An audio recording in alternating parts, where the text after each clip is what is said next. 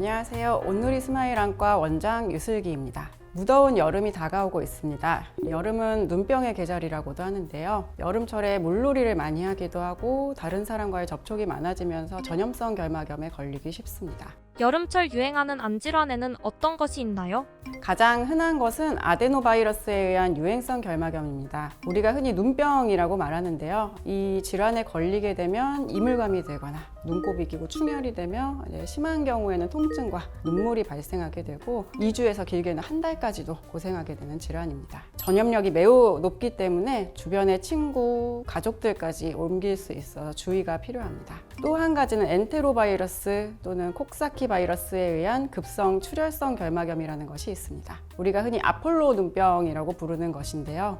결막에 피가 맺힌 듯이 빨갛게 되기 때문에 얼핏 보면 굉장히 심각한 질환으로 생각을 할 수 있지만 유행성 결막염보다는 증상이 빠르게 지나가는 양상을 보입니다. 증상은 유행성 결막염과 비슷합니다. 이물감과 통증, 눈곱과 결막 출혈이 동반이 되고 일주일 정도에 걸쳐 호전되는 경과를 보입니다. 여름철 눈병에 걸렸다면 어떻게 해야 하나요?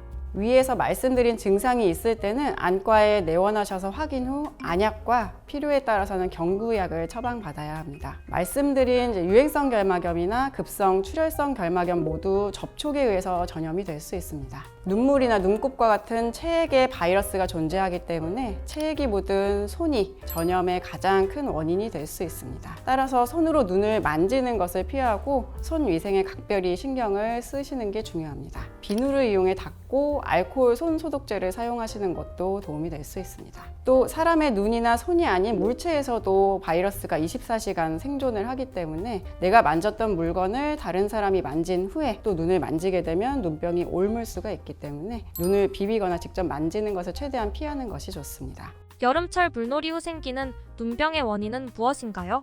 여름철에는 물놀이를 많이 가시는데요. 수영장 같은 경우 여러 사람들이 함께 이용을 하다 보면 전염성 암질환을 가지고 있는 사람이 있기도 하고 증상은 없지만 잠복기 상태로 세균이나 바이러스를 가지고 있는 경우도 있어서 수영장 물이라든지 세면도구를 통해서 질환을 옮기게 될 수 있습니다. 또 컨택트 렌즈를 사용하고 물놀이를 하는 경우에는 눈에 직접 접촉하는 렌즈이기 때문에 앞서 말씀드린 바이러스 결막염이나 가시아메바 각막염과 같은 질환이 생길 가능성이 더 높습니다.